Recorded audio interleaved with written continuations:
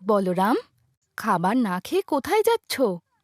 মা, আমি খেতে পারবো না, একটু ইচ্ছা নেই। অন্ন না খেলে মা লক্ষ্মী রাগ করেন। আমার সোনা ছেলে, সবকিছু খেয়ে নিয়ে যা। না না, আর খেতে পারবো না, এখন খেলতে যাব। এটাকে ফেলে দাও। তুমি যেটাকে ফেলে দেবে বলছো, জানো সেটা অনেক লোক খেতে পর্যন্ত পায় না। হ্যাঁ, তোর বাবা ঠিক বলেছে।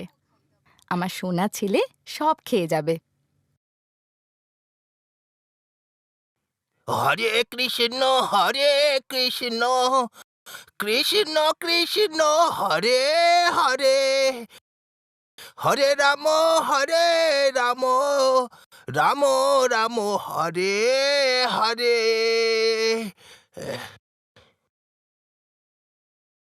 মা, 2 দিন হলো কিচ্ছু খাইনি, অল্প কিছু খেতে পাবো কি? না না, আমাদের বাড়িতে কোনো খাবার নেই।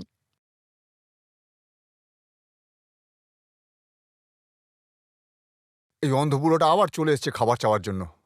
মা, বাবু, অল্প কিছু খেতে দেবেন আমায়? 2 দিন ধরে কিচ্ছু খাইনি। না না, খাবার কিছুই নেই, যাও এখান থেকে, পালাও। হুম। হে জগন্নাথ, কি করি আমি? আজকেও কোনো অন্ন জুটলো না আমার। বেশ, ঠিক আছে, যা তোমার ইচ্ছে। আজকেও জল খেয়ে আমি দিনটা কাটিয়ে দেব।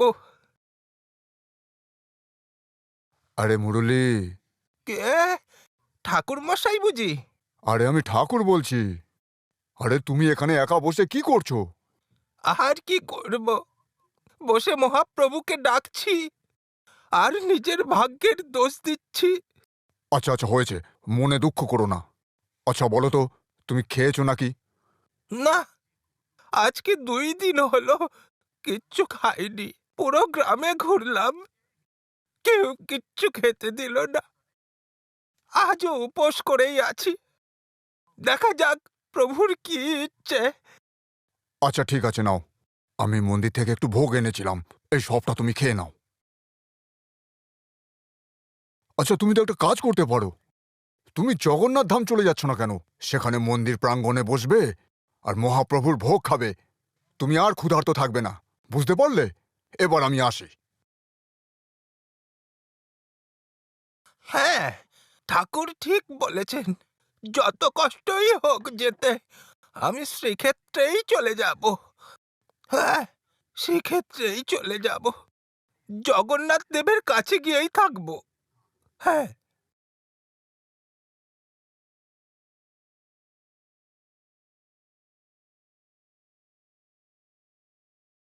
প্রভু, কি দেখছেন আপনি? আমার ভক্ত যে আমার কাছে আসছে সেটাই দেখছি। উনি তো একজন অন্ধ ভক্ত, ওনার পক্ষে কি এত দূরে আসা সম্ভব? দেবী লক্ষ্মী, যতদূর আমার মনে হচ্ছে সে আসতে পারবে না কেন, সে নিশ্চয়ই এসে পৌঁছবে। কিন্তু প্রভু, আপনার ভক্ত এত কষ্ট পাচ্ছে, কিছু করছেন না কেন আপনি? তুমি ঠিক বলেছ লক্ষ্মী, আমাকে কিছু করতে হবে। হে পবনপুত্র, আমার তোমাকে প্রয়োজন আছে, প্রকট হও। প্রণাম প্রভু, প্রণাম মা লক্ষ্মী। প্রভু, এই সেবককে আপনি কি কারণে স্মরণ করলেন প্রভু? হে হনুমান, তুমি যাও, তুমি গিয়ে আমার ভক্ত মুরলীকে এখানে নিয়ে আসো। যথাজ্ঞা প্রভু। জয় জগন্নাথ, জয় শ্রীরাম, জয় শ্রীরাম, জয় শ্রীরাম।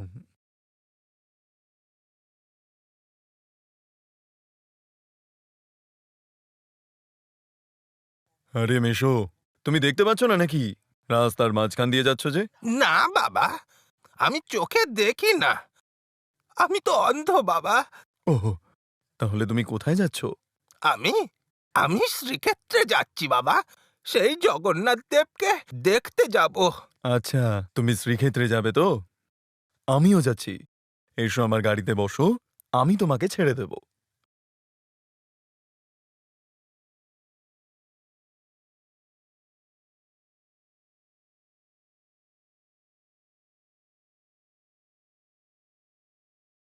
হরে হরে, হরে রাম, হরে রাম, রাম রাম হরে হরে।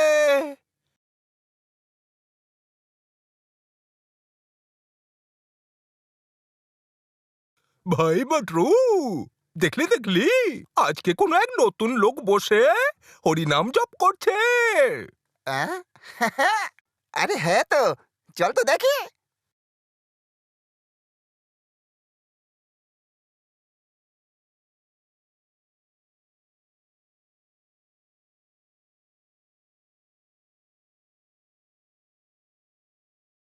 ভাই মটরু, আজ টাকার জোগাড় হয়ে গেছে, এবার চল।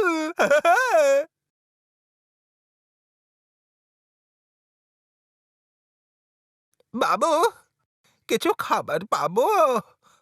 না না, এখানে ফ্রিতে কিছু পাওয়া যায় না। আমার থালাতে কিছু মুদ্রা আছে, এটা নিয়ে কিছু খেতে দাও বাবু।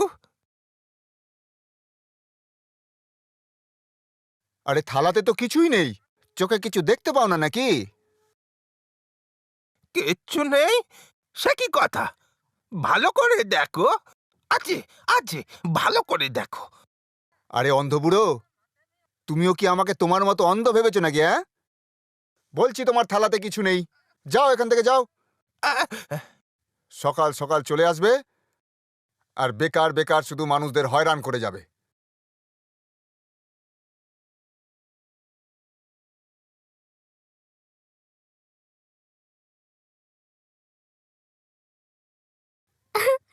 জগা, তুমি?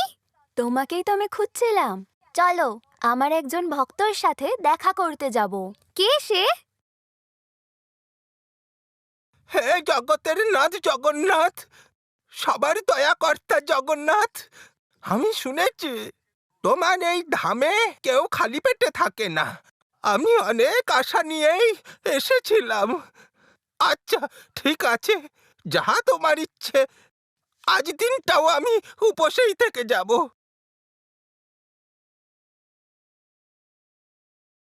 দাদু, ও দাদু। কে? আমি বলরাম, আর আমার সঙ্গে আছে আমার বন্ধু মাধব। তোমার নাকি খিদে পেয়েছে, তোমার জন্য আমি প্রসাদ এনেছি। নাও, খেয়ে নাও।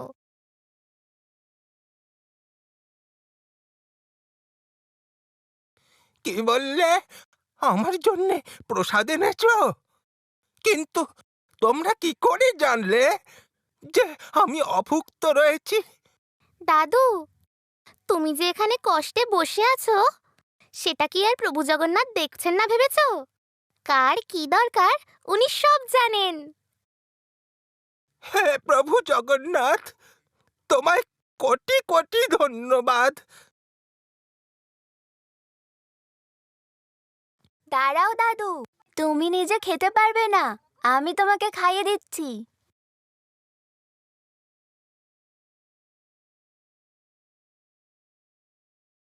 আহা! কি অদ্ভুত অনুভূতি, কি অপূর্ব স্বাদ! আমার মনে হচ্ছে যেন অমৃত খাচ্ছি আমি।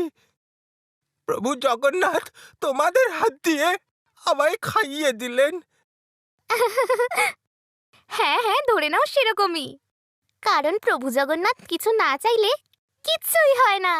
সত্যি বলো, তোমরা দুজন কে? আমি তো বললাম আমি বলরাম, আর আমার সাথে আছে আমার বন্ধু মাধব।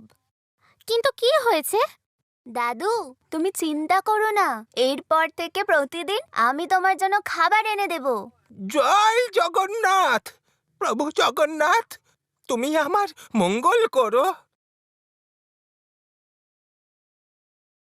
হে জগন্নাথ মহাপ্রভু, হে তোমার কি অবিচার প্রভু! আমি তোমার এই ধামে রয়েছি, তবু তোমার দর্শন করতে পারলাম না। আমি কি এই জন্মে তোমার দর্শন পাবো না প্রভু? আচ্ছা ঠিক আছে, তুমি যদি না চাও আমি আর কি করতে পারি?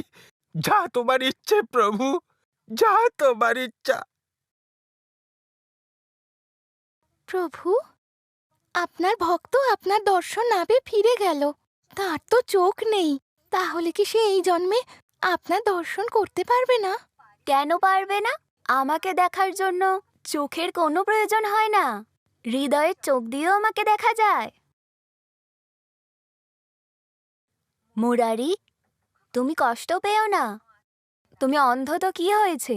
তুমি তোমার হৃদয়ের চোখ দিয়ে আমাকে দেখো, আর তুমি নিজের হাত দিয়ে আমাকে গড়ো। আমি নিশ্চয়ই তোমার কাছে আসবো।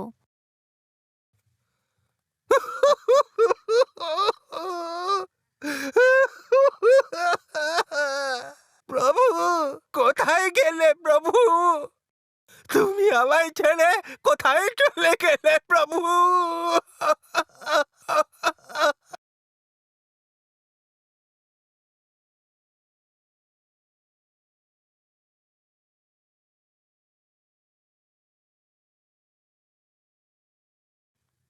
মহাপ্রভু, তুমি স্বয়ং এসেছ।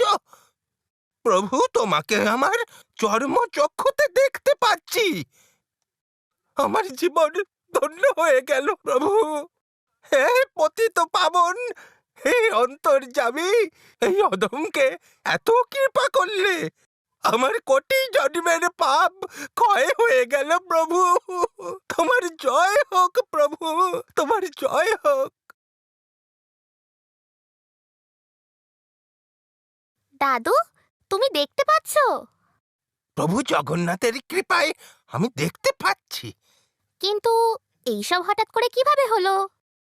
এই জীবনে আর প্রভুকে দেখতে পাবো না বলেই ভেবেছিলুম, কিন্তু সেদিন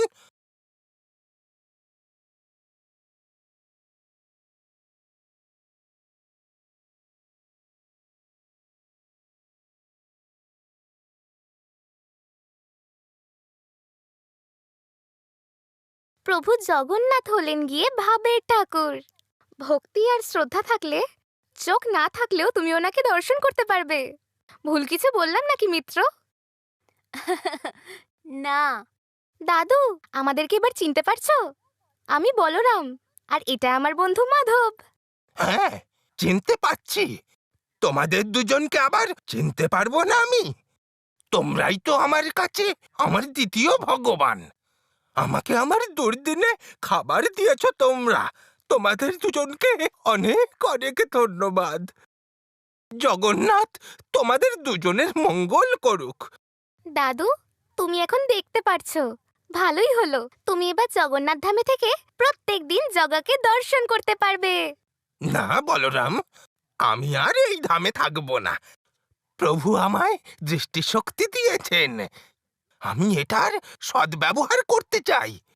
আমি এখন গায়ে গায়ে, শহরে শহরে ঘুরে প্রভু জগন্নাথের গুণগান করব। আমার মহাপ্রভু কত দয়ালু, সবাইকে জানাবো। লীলা মোর কৃপা সিন্ধুর দীনবন্ধু। তার লীলার কথা যত বলি শেষই হয় না।